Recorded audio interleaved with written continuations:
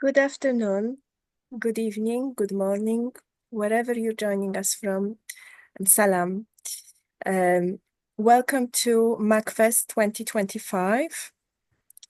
MACFEST is a multi-award winning annual 6 months arts and culture festival, an international festival uh, that is hosting people from all over the world. So it's not only where you are sitting in the world, but where you are from. If you could let us in the chat, these two things, that would be really amazing. Thank you so much. Thank you for joining us today for part of the Women's Arts Festival, part of the International Women's Week with incredible young women today. It's a Women Speak Out. Today's host is Luljeta Halimi, probably the best person to host this panel. She's an Albanian professional with a diverse background in media, event coordination, and cultural promotion. In her role as a producer and TV host at Islam Channel, Luljeta has been involved in various programs like Salam Britain, The Morning Breakfast Show, Five Pillars Game Show, and also a producer of many podcasts with well-known artists and professionals. She's also been part of MACFEST for a while now, and she's been hosting various events, but she can tell you a little bit more about it when she starts speaking.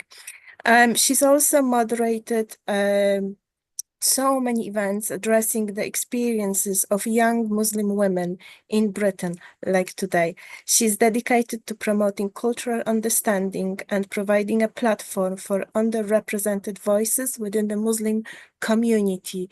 And this is also something that MACFEST has been doing over the years. So over to you, Luljeta. Thank you so much, Kathy. That was an incredible introduction. I'm so happy to be here with MacFest 2025. As you mentioned, I've been on MacFest now. It's been a while, and I'm so happy to be part of the team.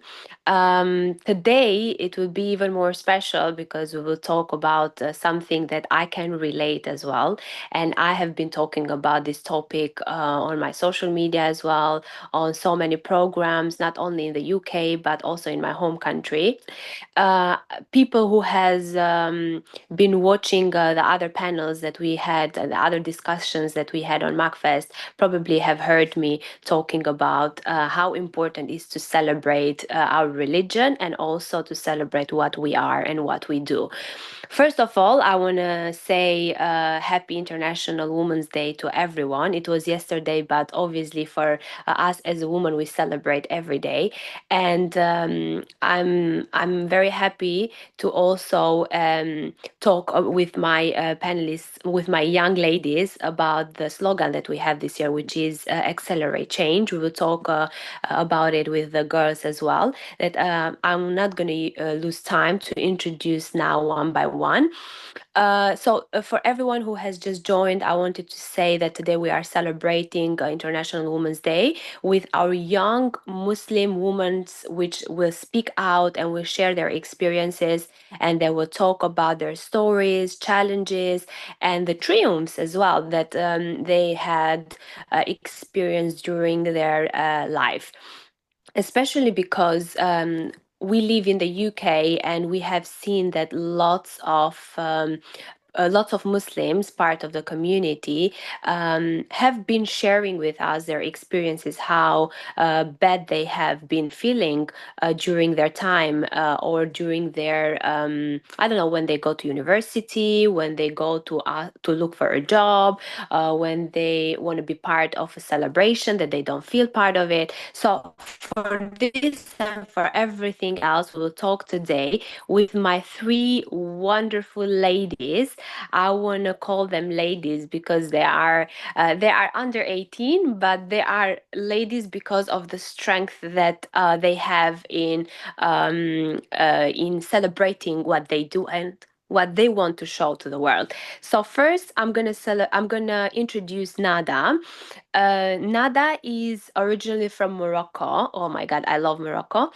She is born in Italy and she has moved into the UK with her family when she was 8 years, 8 years ago. Imagine, so we have Nada, three continents, Morocco, Italy, and UK. That would be very interesting to talk with her. And now she's 19 and she has a variety of interests, including sewing, pottery, boutique making, that's beautiful, and also traveling. With a curious mindset and the drive to explore, Nada enjoys learning new skills and discovering different experiences that help her growth both creatively and personally. Salam alaikum, Nada. Thank you so much for joining us today. Salam and Ramadan Kareem to everyone who's watching.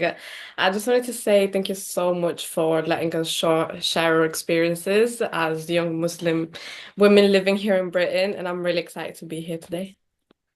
We are very excited as well to hear your story and all your experience that you will share with us today. Okay, I will go with our next one. Let me introduce Maryam Solaiman. So today we have two Maryams. One of them is Maryam Solaiman. She's from Egypt. She's 19 years old and she has been studying computer science at MMU. She moved to the UK with her family in 2019. But before she moved here, they used to live in Saudi Arabia. So we will have again three continents: Saudi Arabia, UK, and Egypt. Hello, Mariam. Thank you so much for joining us today. Hello, Assalamu alaikum. Thank you very much for this intro and Ramadan Kareem to everyone. Ramadan Kareem to you as well. We will move with the other Maryam.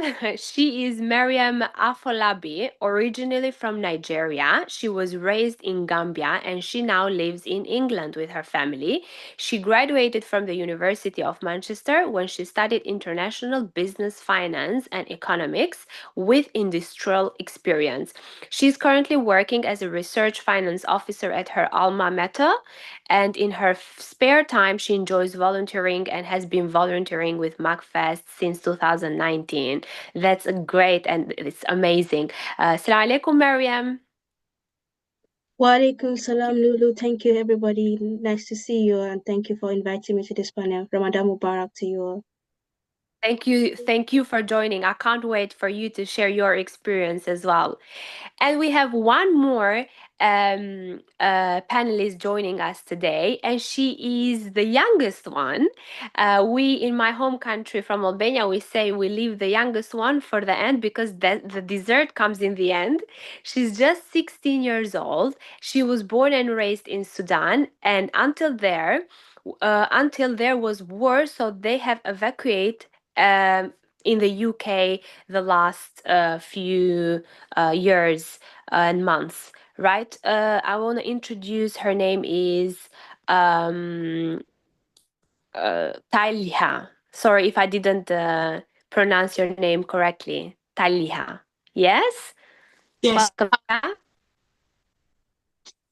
Yes, Talia. I appreciate you guys Talia. inviting me. Yeah. Talia, what a beautiful name. What does it mean? Is there a meaning in it or just...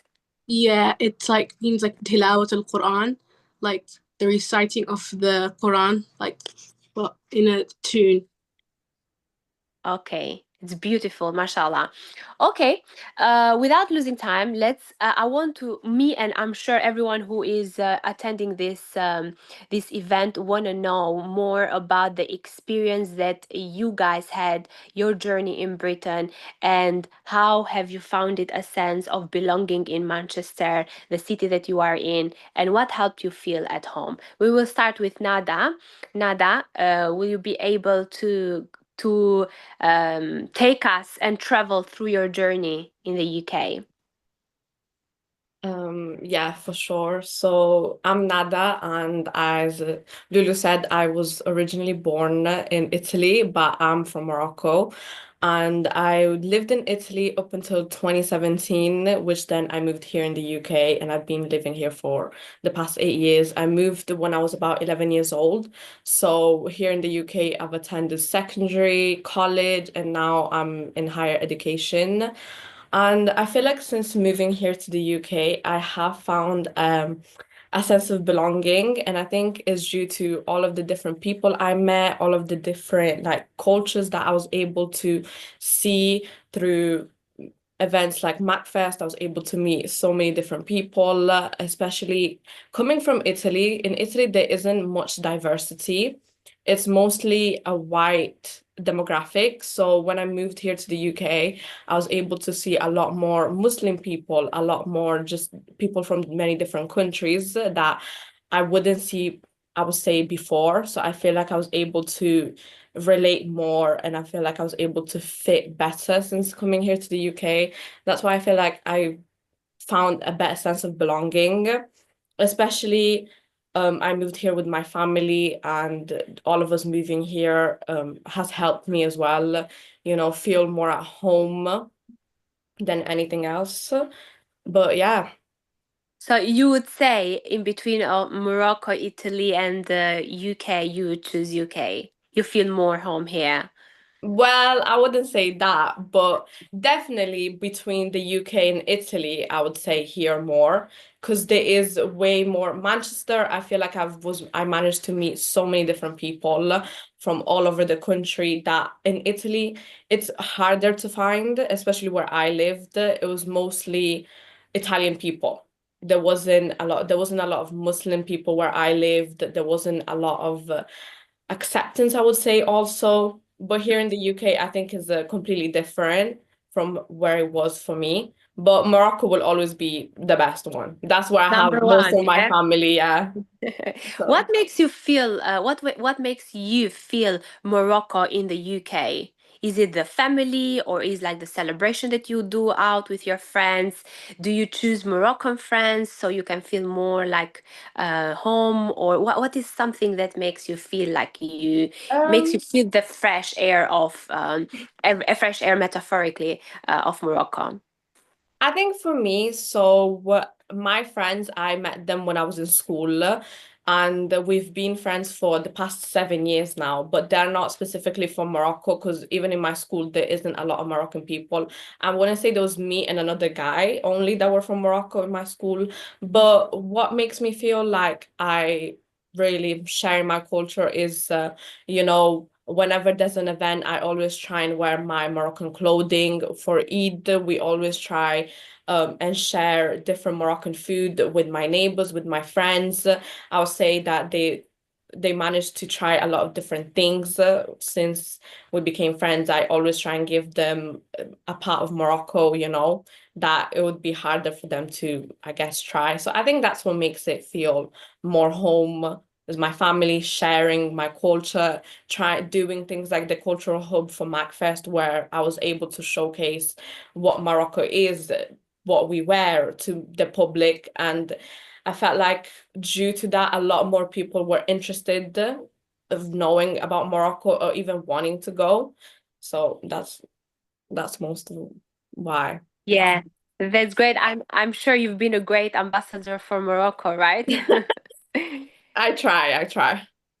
Well, I'm sure you are. I'm sure. And how would you say, Nada, when it comes to like celebrating the important cultural or religious event, like for example, let's say Eid or Ramadan in Mhm. Britain, compared to your home country or compared to Italy when you used to live, what would be the difference? What would you say that, let's say, for example, you felt it more religiously and culturally as well, in terms of being a Muslim and also in terms of being originally from Morocco? I think a really big difference between celebrating things like Eid and Ramadan between in Italy and the UK.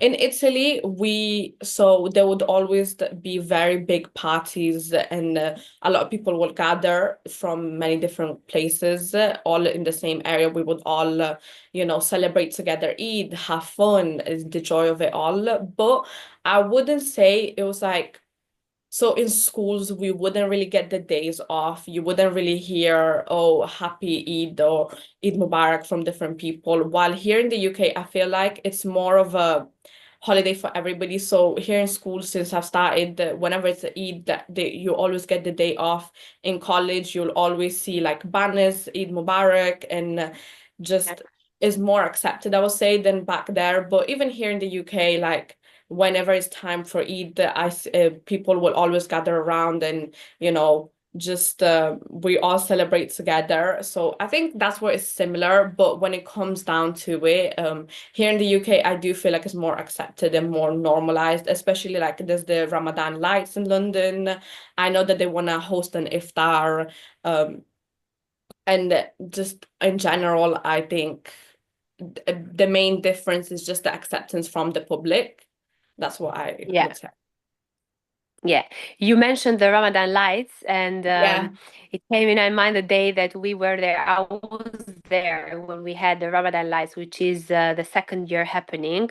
It's amazing how people will feel the vibe, the energy that the Ramadan is really coming. And also, for example, for other people who may not be Muslims or who may not fast Ramadan, they are happy as well to be like part of it. So it's what for what you said. It's all about the diversity that everyone wants to like celebrate other cultures as well, other beliefs, other religions, other struggles. It's like we are all in one. So I do relate a lot with that as well. Well, I have my own experiences, which probably I will share in the end with you guys. But I would love to go now to Maryam Solaiman, so she can share with us as well her journey. Can you please tell us a little bit about your journey to Britain? Have you found sense to belonging in Manchester? What helped you feel at home? Maryam? Yes, so I'm Egyptian. I was born in Egypt, but I never really lived there. I was living in Saudi with my family till 2019, and then we moved to the UK. But then after like a couple of months, COVID hit. So I really didn't get like the chance to actually meet people and have friends because it all just ended so quickly. And then when COVID hit, my mom was volunteering with MACFEST, and that's when I started like learning, oh, I can share my culture here. People can learn about my country and how we do things back there and stuff. And after COVID stopped, I stayed also volunteering with MACFEST. Like I really like the idea how I can share my culture, feeling like I can be proud of this and like embrace it. Like so many people don't know so much stuff. Like it's just the feeling that you teach people something that they really never heard of and stuff like that. And then also after COVID, I was in college and then I started uni this year. And it just all like started fitting together, like having friends, my family is here, um, the culture and everything. And yeah, I think I have found a sense of belonging in Manchester. Like when it all started fitting in, like yeah, I can feel like I can stay here for a while. It's amazing how everyone has like different experiences, and of course because you have been in the UK now for 5 6 years, so it's not like a Yeah. very long time. But also it's beautiful to know the fact that you have been adapting and you kind of finding yourself in the UK, and especially the fact that your family is with you is like a big help. But what do you miss the most, Maryam, from your home country? Or because I know Saudi Arabia and Egypt, you speak Arabic, so I think in terms of language, it was not that difficult for you in terms of like culture. There are like slightly small differences, but not like a huge difference. But when you compare to the UK, there is like more differences. What do you miss the most? Um, I'd say for Egypt, I miss everything. Like I miss my family, my cousins, my friends, obviously the food, because who doesn't miss the home country's food? But like it's Definitely. just the vibes that are just different, when you go there, you just feel like you're at home again. Saudi wasn't really so much different because it's also like a Muslim and Arab country. It's just the dialect that's different. Yeah. Some stuff that they do there is different as well. But like I would say that I miss Egypt more than Saudi now. When I first moved here, I would say always I miss Saudi just because I lived there my whole life. But then when I done MACFest and like I learned stuff about my own culture that I didn't know, then I feel like, oh no, I missed all of this. Like, I want to go back to Egypt and live all of this again. That's when I learned like the value of all of this. Like, Definitely. yeah. Yeah, there is a traditional food that Egyptian people have when they eat iftar. I used to know the name, but I forgot. When I was Umrah and there was time to go to the mosque because we would pray Maghrib, everyone was cooking that. It was like every day the same food, but I forgot the name. It was with rice and meat.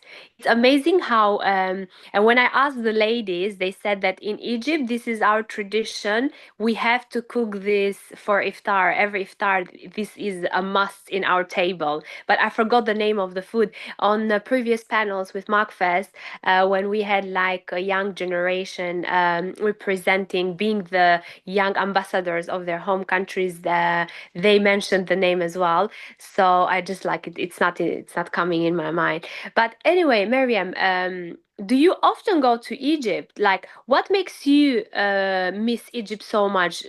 Because obviously, when you go there, you stay for a long time, for like a couple of days. How long do you usually do this? We usually go over like summer holidays. So we go stay there for like a month and a half or something. We try to stay for as long as we can. Oh, wow, that's Spend most of the amazing. time with our family, like my Yeah, grandparents and cousins and all of them. yeah.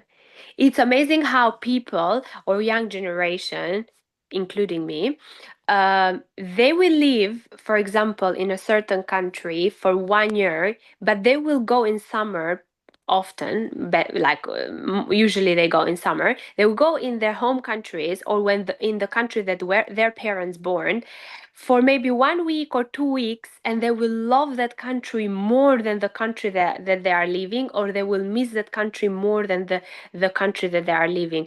It's like a connection of like a bond connection. Is like the blood or Yeah, the relatives. What do you miss the most when it comes to apart the food, basically, when it comes to like people? Do you miss your friends? Do you miss the way how the lifestyle is there? um what would you say is like I'd something say, that is in your yeah. heart that you would never change? I'd say first is my family because I never really got to live with them, like my grandparents and cousins. I always just see them over holidays. Even when I was in Saudi, I just go Egypt for summer holidays. But about like obviously family and cousins, also like the vibes of living there, like just walking in the street, knowing that this is my home country, like going out with friends, because like most of my friends who were with me in Saudi, they all went back to Egypt now for uni. So now I Yeah. just feel like I'm still connected with them whenever I go to Egypt. I could still meet them. We could still like, you know, remember our memories, create new ones. It's Yeah. just feeling of home, like it's just in your heart, like you just feel like I belong here, like this is my place. Even though I never Mhm. lived there like for longer than like what 2 months or something, it's Yeah, just the feeling exactly. I want to go back there. Like I love the vibes there and like everything. Yeah, you are connected spiritually Yeah. and your heart belongs there. And I wanted to ask you as well, Mariam, before I go to our other ladies, the same question that I asked to Nada. What have been the biggest challenges? Sorry, yeah, like in terms of celebrating Eid or Ramadan, what have been the biggest challenges that you faced in the UK? Um, challenges. I don't like regarding Ramadan and Eid. I don't think there's much challenges going on. Like obviously not having iftar with like family or celebrating Eid with them anymore because it doesn't come over the summer anymore. That's been a little bit Yeah. hard. But then as well, we still managed to have some gatherings with other Egyptian friends, exchange some food, gifts, spend time with each other. But it's still different when you be in your home country with your family celebrating all of this. But other than that, like biggest challenges in the UK, I wouldn't say I really had a big challenge apart from the weather, like like the Yeah. difference between the hottest country like Saudi Arabia and moving to such a cold country like the UK has just been a big shock. And also I'd say a bit of the culture. It's just like a Yeah. big difference from Saudi to the UK and how like people live, their style, how it gets really dark in the winter. And over summer it's just like there's sun till like 10 p.m. That's like really not how I used to live before. Yeah. But I wouldn't say I really had a big challenge here in the UK. Everything was just fitting in slowly, I'd say.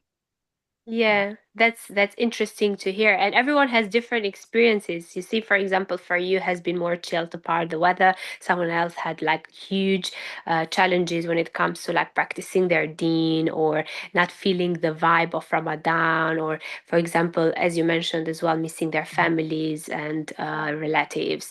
Okay, I will go to my other beautiful lady.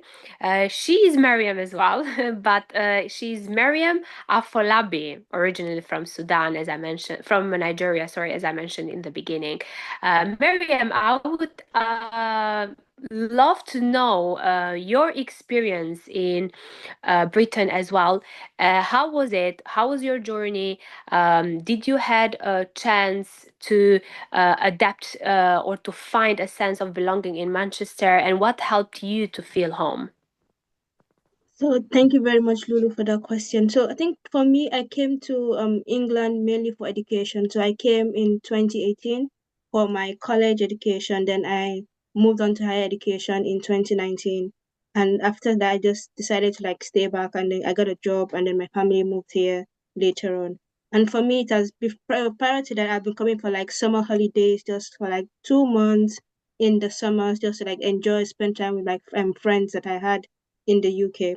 But just now having I think having that prior experience of coming to England made my stay in England a bit better because I was very familiar with Manchester already. So navigating my way was a bit easier. Not the easiest, but it just made things the places very familiar. I knew like with the basic places to go to.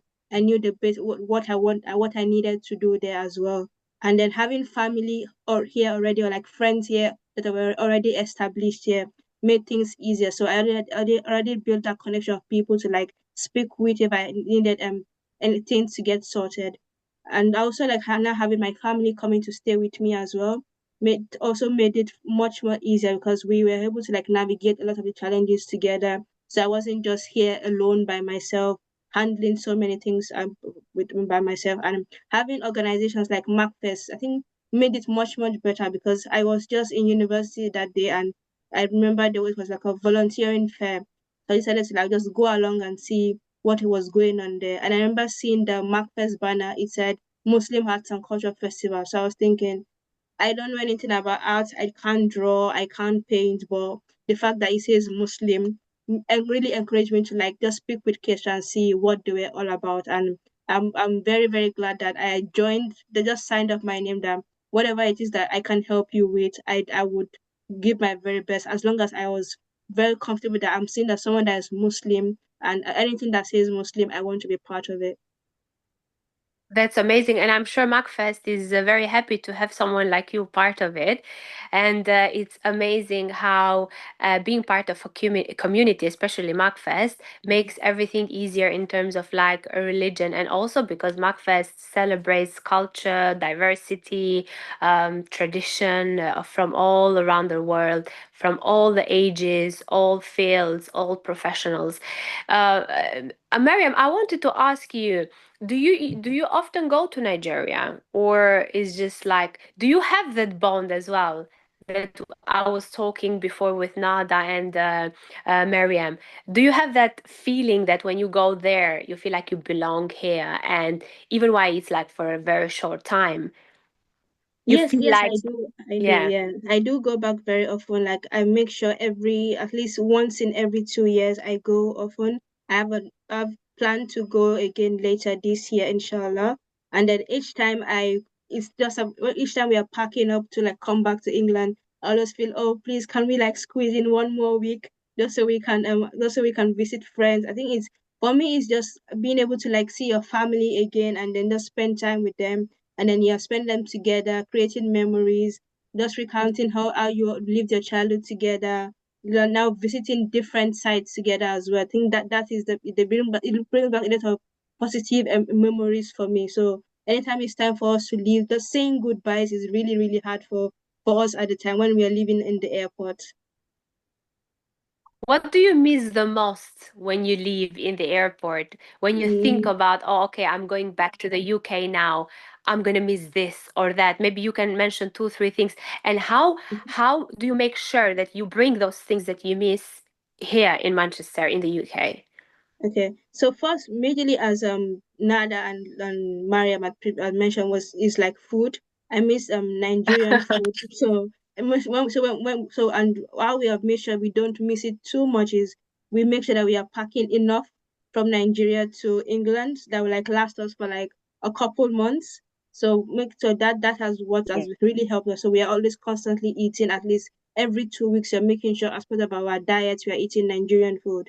And the second one, which I've not found a way to like bring from Nigeria, is having custom made clothes. So now it's Eid time. Oh, wow. Eid is coming very soon. So what we'll usually do in Nigeria is you go to like the fabric market, pick out a particular fabric of choice, a particular color that we want, and then have to take it to like the tailors and then choose our preferred designs, which is not doesn't really happen in England, because in England you are going to like the stores, high street stores, to buy your ready-made clothes. I find that very, very boring, because how do you know the style that I actually even want? So I have to select from the already made ones, which and most times I don't usually see a style that is very befitting to me, or it's just the way that I really want it. But back in Yeah. Nigeria, I'm telling my tailor exactly the way I want it to be, exactly the design I want it to, exactly the colors that I want them to use on the particular fabric.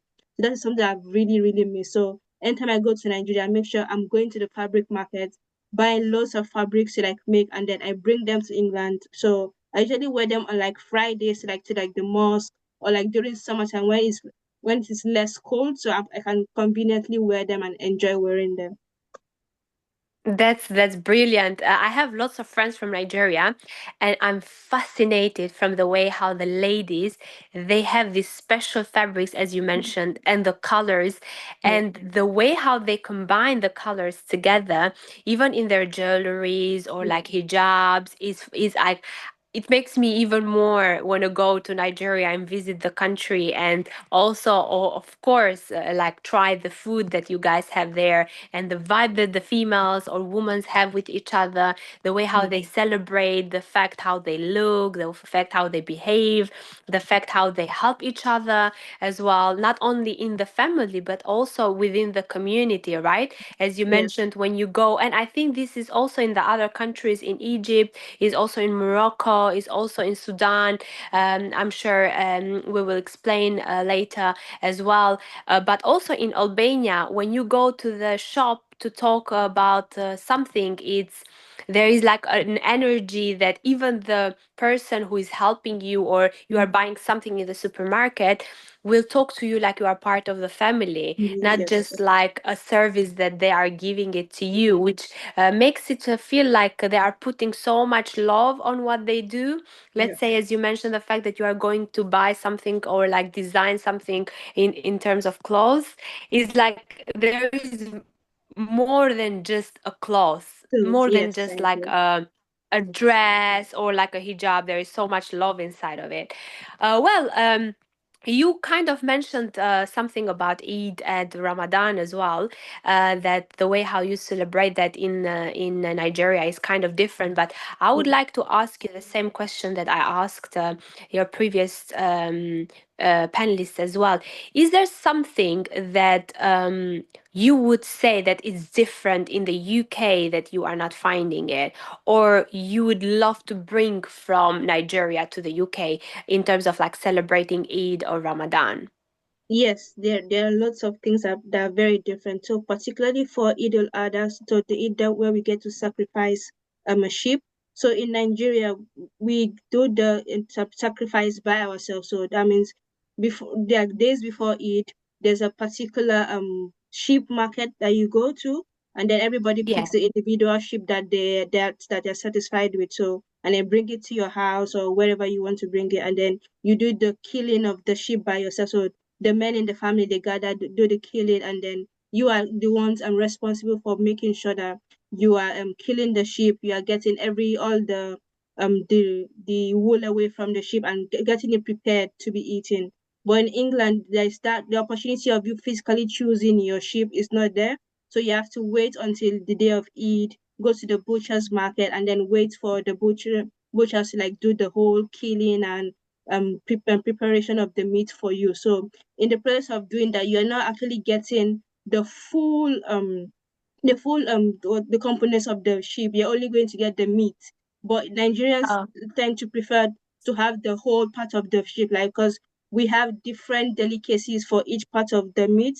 So we are not just looking to eat only the beef. We want to eat the sheep leg. We want to eat the sheep intestine, because those are the things for us. For eat the sheep intestine is what we eat on Eid day, not just the beef. So we eat the beef on like the second and third day, but the sheep intestines is used to make some soup and call them omi obed, and that is what she's going used to eat for the main meal for Eid. So not having that in England just kills the whole vibe of Eid, because you're like, what's the main point when I can't get the sheep intestine? I'm just going to be eating beef all day long. So it's not different to you eating beef on any other day, because you have eaten beef like the day before Eid. You're eating beef on the day of Eid, so it doesn't give that Eid feeling for us. Yeah, yeah. So basically, you miss the journey of it, not just Yes, I do. because, of course, it's not about eating the beef, but it's about the history, the hidden vibes that the itself cutting or like Yes, sacrificing an animal yes. has itself. That's an amazing point that you brought here, Mariam. Thank you so much for sharing that with us, and I do really relate with that as well. It gives you completely another feeling when it comes to like celebrating what you did or the sacrifice that you did for the sake of Allah. Okay, I will move with our last and our, as we said in the beginning, the youngest panelist of this event, which is Taliha. I think I missed something from her bio. She is born in America and she's raised ethnically. She's from Sudan, and she's 16 years old. But I would like her to talk a little bit more about herself, and if I forgot anything, she can just say it. I'm sure she will say it better herself, and also share with us her journey to Britain. Taliha. Thank you. It's really nice to be here and like listen to all these experiences and like really have someone to listen to what I have to say as well. Like you just said, I'm born in America and I'm from like Sudan. Like all my parents and like everyone I know is from Sudan, so I am like 100% Sudanese is what I believe. Um, um, I was like raised there like my whole life. Everyone I know is Sudanese and like it's just what I've adapted, and like there we speak Arabic. Everyone is like just humble and lovely and just like so welcoming. Like you love everyone there. Like everyone is just like so amazing, and like every soul is just like perfectly made. Like there's no amount of like words that can describe how I feel like towards my home country. Like I love it so much. Like I just wish I could be there right now.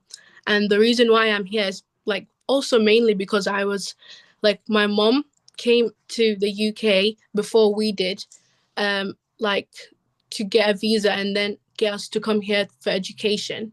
And that took a really long process because she came here like doing courses and studying as well, and like had to relearn stuff, and took her like about 3 years to get us here. But at the start, we just had to stay in Sudan, and at that time there was war, like a bit of conflict, but it wasn't that bad until like back in 2023, like May or April, something like that. And it was also Ramadan. And then like there was just really bad bombing and everyone was just dying, and there was like a really bad like conflict like inside, and we weren't allowed to go outside, and we just like life was just sucked out of everyone because the fear of what could happen if you go and step outside to live like normal. And it's not like we didn't try and stop it. Like there would be like we would do stands and we would like try and do protests, but it would be so violent because like the army would just try and bomb everyone. It just did not end very well. So we just had to stay at home and just watch through our screens like what happened, like what's happening outside, because we just couldn't physically go and see what was happening, or else we would endanger ourselves into something. Yeah. But yeah, like after that, we somehow left the country and we went to Saudi Arabia for like a month, and we stayed there. We did like Umrah and just met with our family. Then we went to Dubai and stayed there for like the majority of the time, like I think about 6 months. We sat there, and my dad works there for the time. And I think what mostly troubled me and my family was like we left our own family back in Sudan, so the worry we had to carry with us was like really intense, that like anything could happen. So we would constantly try to stay in contact with our family, but it was really difficult because like everything was just so bad back in our country. So it was really difficult to stay in contact. But thankfully, the closest ones we've been with have went to Egypt, and like some of them went to other places. And so we just moved from Dubai to the UK because my mom finally got the visa, and we've been welcomed in here with like really warmly and everything, and I'm really thankful for that. Yeah, that's amazing, Talha. Thank you so much for sharing your journey. And I know that the situation in Sudan is very sensitive. I have lots of friends from Sudan, and they have been telling me in terms of their family that they have there as well. And I pray, inshallah, Allah will help everyone, not only in the Sudan, but all around the world. And I'm so happy for something that you are safe, and you are happy here, and your family is safe as well. And you are part of MACFEST to share the journey. And I'm sure you will be a very good example for everyone who is going to watch this video that we will post, inshallah, on YouTube. And you will be the strength for lots of young girls, boys that are not only in Sudan, but all in all other countries that obviously they are not having a very nice period of time. Talha, I wanted to ask you, you said that now you are in the UK with your family and you are together, all of you. Have you found a sense of belonging to the UK, or not yet? And what do you miss the most when it comes to home? I won't say I haven't found a sense of belonging. Well, it took me like a really long time to adapt to the UK because of like obviously the differences, and like I've not like I've never lived in a country other than my own for this long. So it was very difficult for me to try and not compare my previous life to this new life. I just have to keep constantly reminding myself that this is my new life and I have to accept it. I think the most difficult things I found so far was like trying to stop myself from like looking for my old friends in like my new ones, or like trying to look for my culture in here, because like obviously it's like multicultural and there's like, different people, different like cultures, and I just look for mine everywhere I go, because obviously I feel more at home when I'm with people I know will understand me, like without any doubts. I feel like just like not having that, like, I don't know, home like vibe is just been so difficult for me, especially since sorry. I was just saying, beautiful point.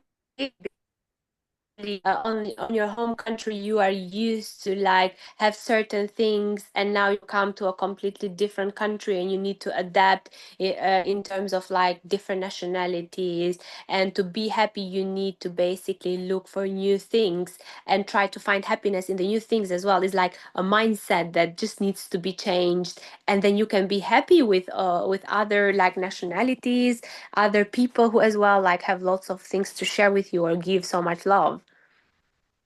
Yeah, like I really love that I can meet other cultures as well, because like it just gives me a sense of like it's like the reality of the world, that we're all different but the same. It's just like really like it's a really nice Yeah. feeling. So I appreciate like meeting other nationalities, and I feel like this is an opportunity, even though it wasn't like in the best way, but it was really like something. I know that you love to play chess and sports and to paint. You have so many hobbies. Did you find those? Did you find a chance to practice all of these things in the UK as well? Because of course, your hobbies are very important to keep you happy and have some activity. I haven't really been like given the chance to, because obviously since I came here, I was like trying to catch up on schoolwork, because I missed like a whole year of education throughout being like in two different countries and then moving to the UK. So I've just been focusing on like my GCSEs and my education, but I haven't been doing like any hobbies like that I used to do. But if I have the chance, I will try to again, hopefully. I'm sure you have plenty of time. You're just 16. There is so much you can do. Education comes first because that is like your future, and I'm sure you will slowly you will have find time to do, especially on your sports, your hobbies, especially on like summer vacations. You just need to basically keep going and like have the positive mindset, inshallah. And when it comes to Ramadan or Eid, what would you say? Is there like a difference that you feel, or maybe you didn't think that in the UK people do celebrate Ramadan and Eid as well, and you found completely something else from what you thought before?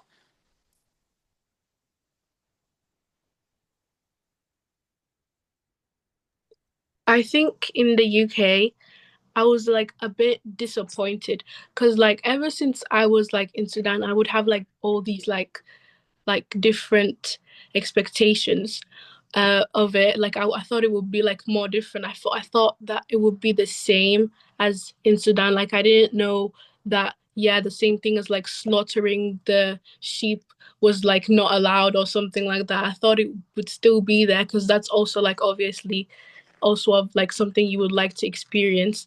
And like coming here isn't, it's like it's not easy to find your people, because like it's, you're very like from in different areas, and it depends on how long those people have like stayed in the UK themselves. Like some of them would be staying here for like their whole lives, not just like for almost 2 years. So obviously they would have like, they would not know the experience that you do back in like Sudan and like all that stuff. I think um the mosques aren't that many. Like back in Sudan, there's just mosques everywhere. Like whenever you want to pray, you can go, like, and you would meet people there. You would talk, you would pray together, you would like do everything together. But here it's like really difficult. And like I remember last year when we went to do the Eid prayers, it was really difficult to find a mosque, because all of it was like full, like really full. Some of us had to pray outside. It was just really full. So, like, I would say the difficulty is to find a place where you can all gather, because the amount of mosques are not that many. Like, they're not plenty for our, like, majority. Like for some people, it's not just us Sudanese people who go to pray. There's other Muslim people who go to pray in the mosques, and I think it's really difficult to just put all of us together. And we had to travel long distances to go to these mosques as well. Like that. That's pretty much what I would say is like the troubling thing. Yeah. So basically, you find it difficult when it comes to like praying in the mosque and finding the vibe that you used to find in Sudan. But I would say, Taliha, you only have almost like 2, 3 years in the UK, which means that you are still a baby. So slowly, when you navigate the community, when you have more friends, I'm sure you will find much more, because there is so much more to do in the UK when it comes to like celebrating your religion. And I have always said from my experience, Albania is a Muslim country, and I would say are 80% Muslims. So I didn't find the love in terms of like diversity and the fact how people are so much accepting when it comes to other opinions, other beliefs, other traditions, the same way as I found it here in the UK. Even while we know that UK before was like more based more in like in Christianity, but still the fact that the country has built so many mosques and people around the world have invested so much in like bringing their home countries in the UK as well. It's fascinating. I know that Taliha mentioned some of the challenges that she faced. I would also love to go through other my other ladies with Nada. To I would like to know, Nada, what are some of the biggest challenge that you would say that you faced as a young Muslim woman navigating life in Britain? The biggest one that you'd say, yeah, this is something that I can't. I really, I'm struggling. And what would be as well your biggest triumph or something that you are celebrating for, like both of them? I think for me, my biggest challenge at the beginning was definitely obviously the language. Because when I moved here to the UK, I did not speak any English whatsoever. I came in, and then when I started going to school, I started meeting different people, I started making friends. That's when I started speaking more. Even then, again, I really didn't know too much English, but just through socializing, meeting friends, I was able to improve and basically start speaking English like I do now. And especially uh, through my friends as well, as they've known me since I couldn't talk any English up until this point of my life, which is very different from back then. So I think that was my biggest challenge. But other than that, I don't feel like I faced too many challenges since moving here. Instead, I think for me is the opposite. It's because moving from Italy, which was a Christian country, to here, the UK, which is also not a non-Muslim country, I feel like for me it wasn't Yeah, that big of a change regarding religion. More so here in the UK, I felt like I was able to express better who I am. I was able to, be more in touch with my faith, because there was so many other people that are like me, so many other people that are Muslim. The area which I live in as well, there's so many more colored people instead of being stuck in that white demographic, which is where I was living before. So therefore, I feel like the biggest challenge for me was definitely the language at the start. But this point of my life, I don't think I faced too many challenges. Obviously, going to school is always a challenge, but I think that's just for anyone yeah, everywhere. But other yeah. than that, I think for me, And in terms of yeah, but in yeah. terms of religion, you don't feel like a big challenge because in Italy was kind of similar to the UK, right? I feel like in Italy it's definitely harder for you to um be who you actually want to be. It's definitely harder for you to be a different religion from them, because there I feel like there's a lot of different judgment, a lot of prejudice, especially if you don't wear certain clothes or you have a hijab. I do think there's harder for you to actually be who you want to be a Muslim. I do think it's harder for you instead of here. So that's why I feel like coming here made it easier for me to be more in touch with my faith and be able to celebrate different holidays with many different people. Even the people that I meet, even if they're not Muslim, they're interested to know about it. They're interested to get to know more about me, my culture, my religion, which instead in Italy, I do think it's a bit harder for you to do that. Definitely. And what would you say that are some of the changes that you would like to see in society to create more an inclusive and understanding environment for everyone who is immigrating in the UK?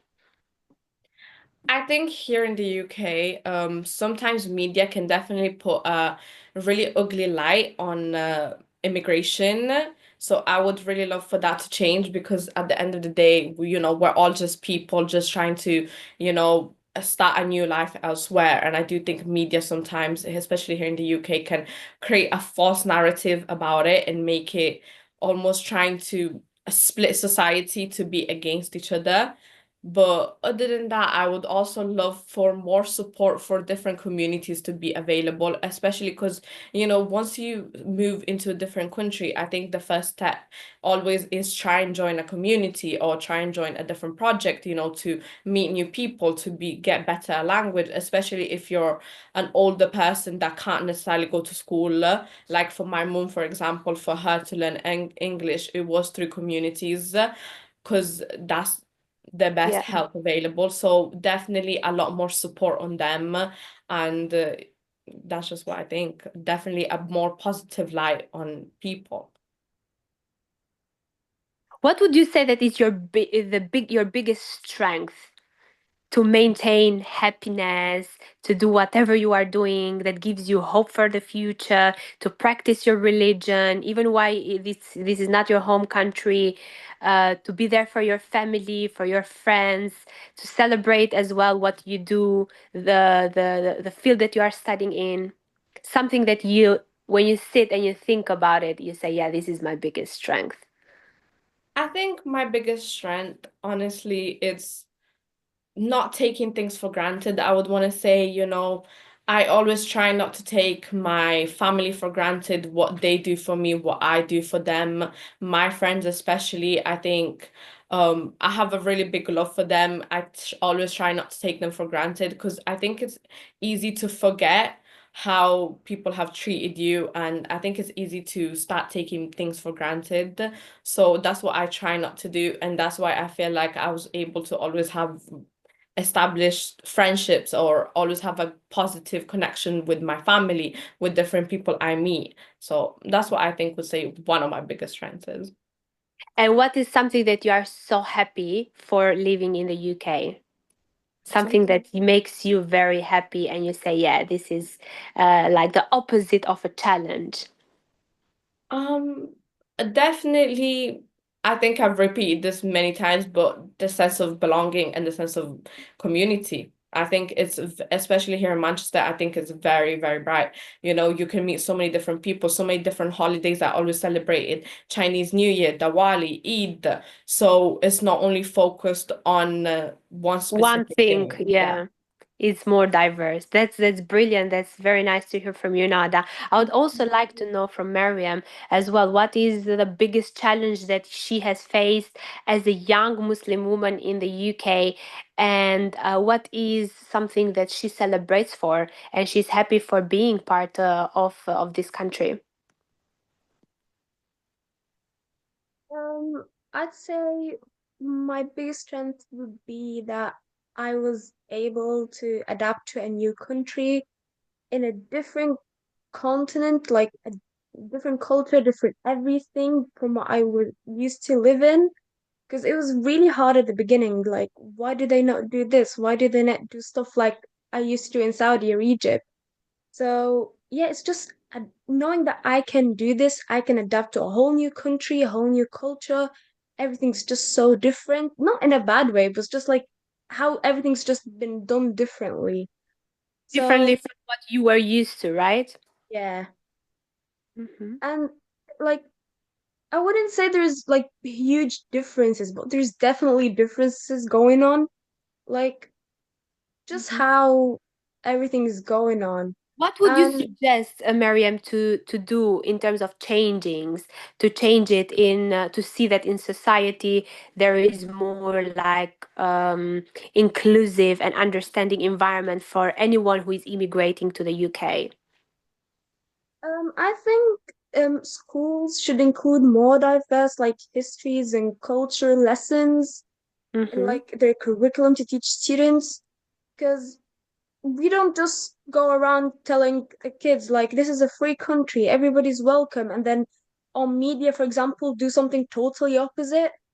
We Yeah. should all like go with the same thing. Like we should like break the stereotypes about immigrants, about people from specific ethnicities. Like we're all human beings. We should all be treated the same. It's not Yeah. like there shouldn't be a difference between you being like a British person and me being an Egyptian person or somebody else being from South Africa, for example. Like we should all be treated the same way. Yeah, definitely. And I would also ask you the same question that I asked Sunada. What do you think is your biggest strength that keeps you going on everything that you do in terms of religion, in terms of your studies, in terms of keeping the hope with your family, celebrating with your friends, being part of this country? Um, that's a really good question. I'd I'm say sure you must have so many things inside of you that when you think about it, you say, "Oh, I think this is something that it's my thing, makes me Miriam." yeah, I think knowing how to mix between what I used to live in, like my culture, my country, and where I live now. Just knowing how to have some of this and have some of this and just like make it all work together. Yeah, Like I didn't move here to just be a British person, but also I didn't forget about my own culture. Like I love how I know how to mix well between both of them. I know how to balance lives in both of them. Like I know how I want to live here and I know how I want to embrace my culture here and how I still remember everything about my country, about my old life. Like yeah. nothing changed when I moved here. Like I tried making them both work together. Yeah, that makes sense. It's about the identity. So basically you Yeah. didn't forget about the I wouldn't say old identity, but you when you were little and all the things that your family teaches you or the energy that you got from your home country, every time that you went there and celebrated with your relatives, build it you as Miriam, and that it's part of your identity, and you want to basically have that also in the UK, not just like leave it behind just because you live in a new country, right? Yeah. And It's what is just something that, yeah, sorry, go you on. go on, it's okay. No, I go on. I wanted to ask you another question. Go on, please. It's just that you shouldn't like have a new identity when you move to a whole different country. Like people should know you as who you are. You don't change for people because they're different. Yeah, yeah, that makes sense. And what would you say that there is something that you are so happy for being part of this country, something that you are celebrating Um, for? A part of like diversity and the fact that there are so many things that gives you the chance to be I don't know, to celebrate for your own things, something different that you would say, oh, I love UK for this, I love UK for that, I love Manchester for this. I'd say the opportunities that they give you. Like they give you loads of Hmm. opportunities for like, I don't know, like volunteering, jobs, like speaking at events like this one. It's just a lot that they offer you that you could just, like use to grow and succeed in your life. You don't just go there for, education, have a job, and then that's life. No, they give you a lot that you could actually use in your life. You do know your rights. You can volunteer with, for example, MACFEST, like we do right now. Like I know how they share different cultures and stuff. I could volunteer with other like charities, for example, that help other people with stuff that they're struggling in. It's just the opportunities that they offer to all people from all different ethnicities and like different backgrounds is just really good. You don't just Yeah. like feel left out all the time. Like at some point you'll find something that you could relate to and join.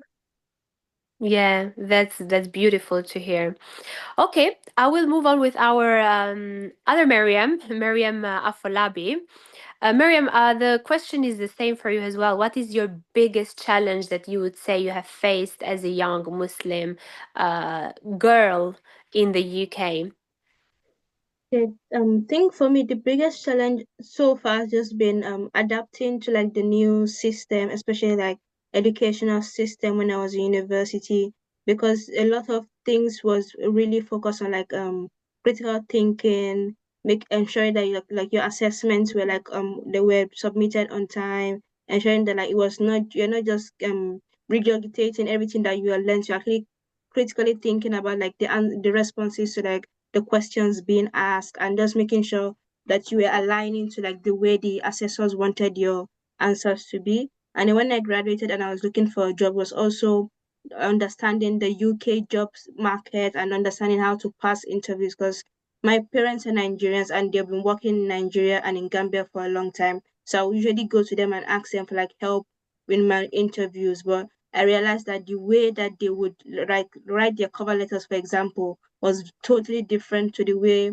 it was being written in England. So I was now very confused that I can't follow the way my parents are writing, because definitely I won't get a job. But then where do I now go to like find out where to write a cover letter that will be help me be successful in my job application process? So just navigating all through that and then finding the right resources that was going to help me was my biggest challenge.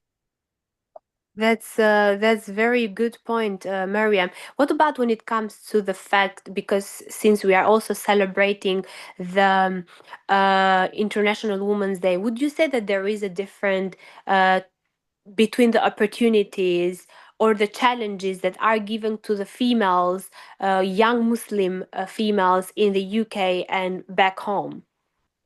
Yes, there were a lot of differences in opportunities, because I think for me back home, I didn't spend a long time in Nigeria. As I was about 8 years old, so I was really young, so I didn't know much about job opportunities and like school opportunities. But now I'm comparing from what I hear about people back home and like, the kind of things that I do now. I can see that there's a lot more opportunities here in England, even though it's not a lot, but then compared to back home, it is much better. So I'm saying much better in terms of like more girls are encouraged to do harder subjects like STEM or finance. Because I work in finance, there's a lot of opportunities to encourage girls to like work in finance, to have inside roles into financial organizations, to have like to shadow the CEOs or like the top executive managers, just to drive that enthusiasm and encouragement to help them to apply. But back in Nigeria, there isn't. There's still there's a lot of like dependency on of women on men. Like so, girls are not. A lot of girls are not really encouraged to like to climb up the corporate ladder. There's usually kind of like I don't want to say like a stigma, but like there's thinking that anytime that a girl really wants to like work really hard, they're telling them, oh, be careful, like you just remember that you're gonna get married one day, and then all this work will not really be useful for you. So they say like that conversations like that, but then girls in Nigeria Yes. are now trying to like fight against that. Like, yes, I can be a woman and I can climb up the corporate ladder and also be married. Like, it shouldn't be like an either or situation. I can have both and be Yeah. successful in both. But then in England, you don't really hear a lot of those like subtle conversations about like you trying to tone down your ambition or trying to make sure that like you don't forget about like your own personal life. Yeah, that's a good point to relate to, because it looks like the future, especially on the West countries, is more about advertising the independence of women and how they can be brave and they can be part of every kind of field that they want to. They can study and they can be who they want to be in the future. That's a very good point to bring in as well. Miriam, I would ask you as well the same question. What is your biggest strength that keeps you going and moving forward? I think for me recently it has been just being grateful and like looking back at my achievements and just being grateful about everything I've achieved so far, and also being like very audacious that you've achieved this much. Okay, now I dare you to achieve more. I dare you to take bolder steps. I dare you to do so many other things that like to normal people might say, oh my god, this is really crazy, but try and do it. Even if you fail, you know that you made the attempt. Even if it was scary to you, you know you made the attempt. And when you made the attempt, like you can learn from the mistakes, and you don't never know like opportunities may come out from you learning from that. So not to it has for me just been very grateful that every single day I'm thinking, okay, what am I grateful for today? And when I remember that I'm not continuing to use that particular thing and remembering that yes, this is a privilege that I have and I'm going to use it well, because it's not every day that everybody is given this type of privileges. So just being aware of my privileges and also continuing to be more audacious in taking bolder steps. And I'm sure as well, religion plays a big part of it. The fact that we are Muslims give us more Exactly. like strength, and I would say, Miriam, you one of your strengths would be the fact that you look like someone who doesn't give up, who thinks positive and like goes for it, which is something very, very nice to see in our new generation. Okay, I will move forward to our other panelist to ask her as well the same question. Talha, what would be your biggest challenge that you have faced in the UK as a Muslim, young Muslim female? Something that you didn't find in your home country, or maybe also in like Saudi or Dubai where you lived in. I don't really think I've had very difficult challenges that I've met other than the ones that I've said before. But to be honest, I would just like to be in an area where I can just see more Muslim people, because in the area that I am, there aren't many people, even though I am aware that there are like lots of Muslim people like around in Manchester, and that's like what's really beautiful about it, is there really are like, it really does have like that disparity and like multicultural. So like I just wish like I was in an area of that place, and if I was, then that would just make it easier for me to like talk to people who have like the same like ideas as me and stuff. Because now I've met a lot of people with like different ideas as me. I just want to reconnect with the people who have like the same ideas as me and like beliefs and everything. What would be your biggest strength that you find within yourself that gives you hope and keeps you going? I would say confidence and just like, I don't know, ambition. Because like I just go about in life like I'm open to meeting new people. I'm open to new ideas, and I'm really confident about myself and who I am and what I carry and represent. So that's just something I like, just like you feel when you're around me. So that's why I like make sure to like, you know, familiarize people with who I am, so that they would, I don't know, just get to know me and stuff. And I would pretty much say like, I don't know, I'm just like a really open person. So that's just a strength in me, because if I was really closed off, I don't think I would have gone about in the country really, really well. That's amazing to hear. That's great to hear, because being confident on what you do and what you say, and being opening to get to know new people is like the key. It starts from there, and you are so young and you are so pretty. You have only 2-3 years in the UK, and look how much you have achieved. And I'm sure you will be great in the future. And you need to use, not only you but also the other girls. You guys need to use your biggest strength. That's why I've asked you about I've asked you this question, because sometimes we forget how much power is in our strength to change the future. This may sound like a funny question, but I would like to ask you, Talia, if you were the president, or if you were the prime minister of the UK, what would be the changes that you would like to see in the society to create a more understanding environment for everyone who is immigrating? Of course, you are 16, but I'm sure you are very smart, and you may have something combining like what you have in here and also what you have in your heart as well. What are the changes that you would like to bring and see? I don't really know. It's like a really tough question, but um, like I already appreciate everything that is already here, because like obviously people are really, really open and like accepting of who you are. So that's a really good thing. And they've already like done a lot with censoring like bad stuff that can affect a person and stuff. So I don't really know what I would change. Probably just like the amount of like things, like for example like mosques, like is an example. Yeah, as you But said before, yeah, yeah.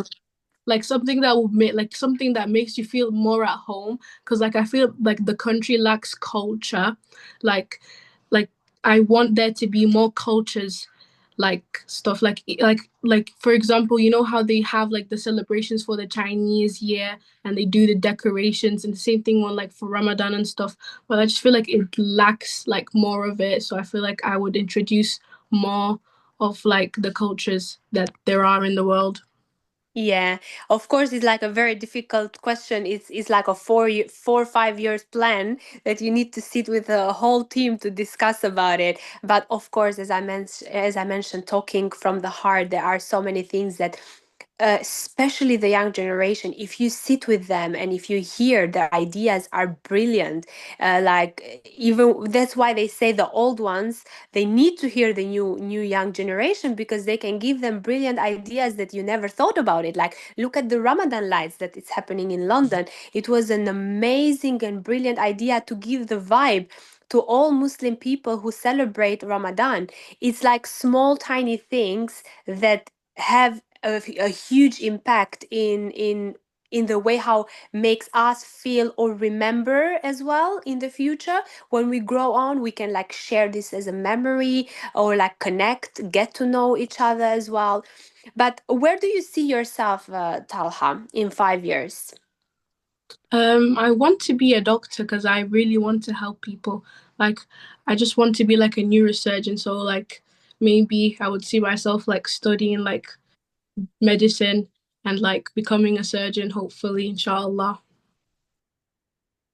Oh, that's amazing. Amazing. Why exactly a surgeon? Is it just to help people, or is like a passion that comes from since you were like a baby?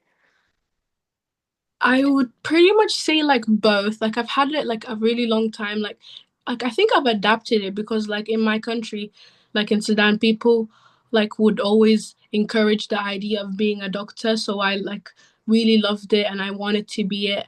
And then like throughout the years, I just realized like the reality of the world and like just because I've been surrounded by like the environment of war and everything, I just realized I want to help people in the best way I can, and that's obviously like doctors. So I really appreciate what they do, and like so I've been inspired to be one. Like if it makes sense.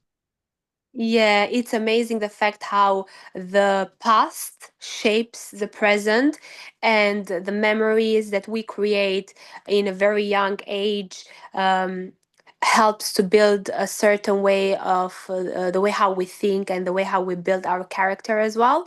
So that's why I asked you that question, because let's say, for example, both of my parents, they are doctors, and I was raised with the idea that I would become a doctor as well in the future, even why I never became a doctor, because life is it's the journey that people go in life is different from everyone, and I'm happy that I didn't now because before I was thinking differently. But it's great to hear the fact that you want to help people and you want to do for other people what you saw in your community, like doctors who helped your community helped them, you want to do the same thing with other people in the future. Okay, I think that I can talk forever on this panel with you girls. There is so much to know and discover when it comes to personal experiences, but I would like to go through a very shortly through our last question. In fact, there are two, but I'll combine them in one. And I want to know one by one. Nada, we can start with you first. Would like to know, what advice would you give to anyone who is younger than you, or maybe she or he is just a young Muslim person. Let's say female that are new in Britain. What would be one sentence, two sentence advice that you would like to give to them? My biggest piece of advice is definitely always try to, not be scared to try different things out, try different experiences, and try to always stay true to yourself. I think that's what would be my biggest advice for anybody that's younger than me. Don't be scared to put yourself out there. That's beautiful advice. And where do you see yourself as well in 5 years? In Um, terms of you being Nada and also you being a Muslim lady. Hopefully in 5 years' time, I would have been done with my degree and probably working for the NHS, I think. That's where I would see myself in 5 years, most That's likely. beautiful. That's beautiful. Okay. Maryam, what about you? What advice would you give to the young Muslim women out there that are that are new, sorry, to Britain? I would tell them to be confident in their identity and make sure to connect to local mosques and like support groups if they need to. Like, don't be scared. They're there to help you and like make sure that you feel safe. That's beautiful. And where do you see yourself in 5 years? I'd say like Nada that I'm done with my degree as well in 5 years, and hopefully, inshallah, I'll be working. I want to have my own business, so hopefully, I'll have that by 5 years. That's good. That means an independent woman, right? Yeah. Celebrating that. That's amazing. And Maryam, the other Maryam, Mhm. where do you see yourself in 5 years? Okay, And so what advice would you give to anyone who is young in Britain? the advice I'll give to young people in Britain is they shouldn't allow others to like negatively label them. Like anybody that says anything negative to you, make sure that you reframe that and then reframe it to like a positive. And also, they should also ensure that they know their strengths, they know what they're good at, and then follow that, use that like in their day-to-day activities, because that's what is going to empower them to become whatever they want to achieve. Like they should also, and that will help them to like believe in themselves more. And then for myself, in 5 years, I see myself being a chartered accountant and also being a huge supporter of like Muslim initiatives. That's beautiful. And Taliha, what about you?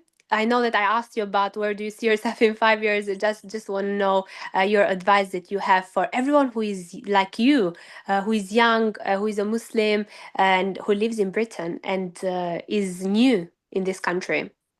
I would say like to embrace who they are and like their religion, because obviously like embracing it means like loving it, and like you can like people can see like like if you display your embracement to like your religion, people will be able to see like how much you really love it, and that will like hopefully introduce them to like a better view of like Islam, because it's really truly like a beautiful religion, and like I feel like it just needs more like recognition like to the people. So I would say to just like embrace who they are and confidently like display it, because there's no shame of being who you are. Like we're all different people, just different like but the same at the same time.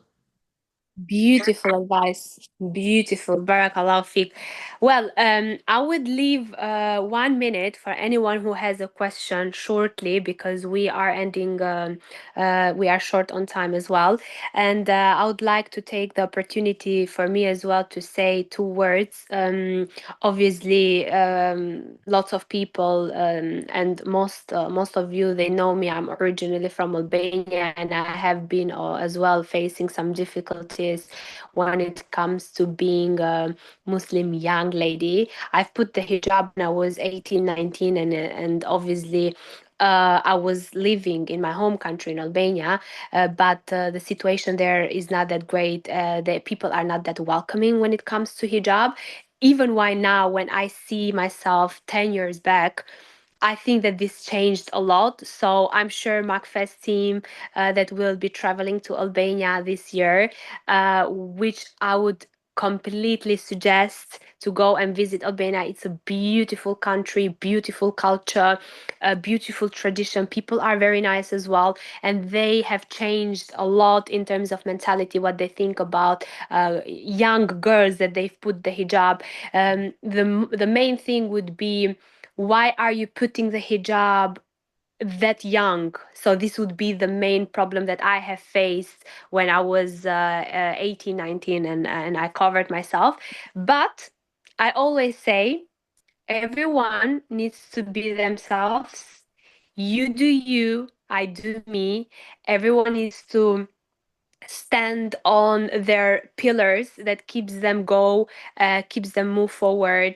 They need to find their strength between themselves and keep going and keep doing whatever you guys wants to be in life. And there is no one in the world that can stop you become successful, even while you are Muslim, even if you have a hijab, even if you belong to a certain community. No, there is nothing impossible, and there is no one that can tell you to do something different from what you believe and what makes you happy, because this is very important as well. I'm going through some of the comments, and I don't think there is a question because, of course, I finished all the questions. I didn't leave anyone to do any question for my girls. But yeah, there is like so many compliments from for all of you guys, and I know you have been fantastic, and I'm so proud that our new generation is the way how they are, and the way how they think, and the way how they represent their tradition, their culture. And in general, what makes me even more happy is the fact that they are Muslims, they are part of Muslim community. And I'm so happy for being part of this panel as a host to celebrate young Muslim ladies around the world, and also in the UK, in the country that we live in. They are very, very strong and confident. And I know Hanan is saying that they are very strong and confident. I know they are, because look at the way how they speak, the way how they share their emotions, their challenges, their experiences is absolutely amazing. I remember myself when I was their age, I wasn't like this. So that's why I told you guys, there is nothing that can stop from what you want to be in life. I don't know if there is anything that you guys want to add to before I end up the session. Of course, we have been like celebrating the International Women's Day, and I'm so happy that the theme this was encourage accelerate change, and we are here we are pro when it comes to change for good. And as the girls as well explained in the panel, they have been changing, and I'm sure they are the future. They will change the future.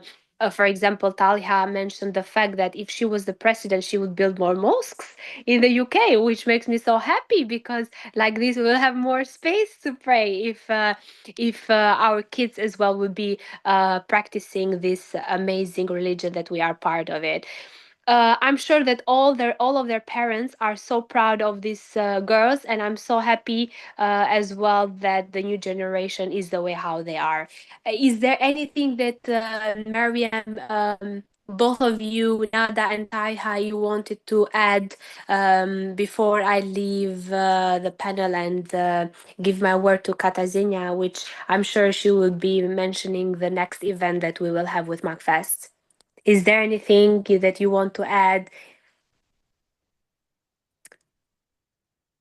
No?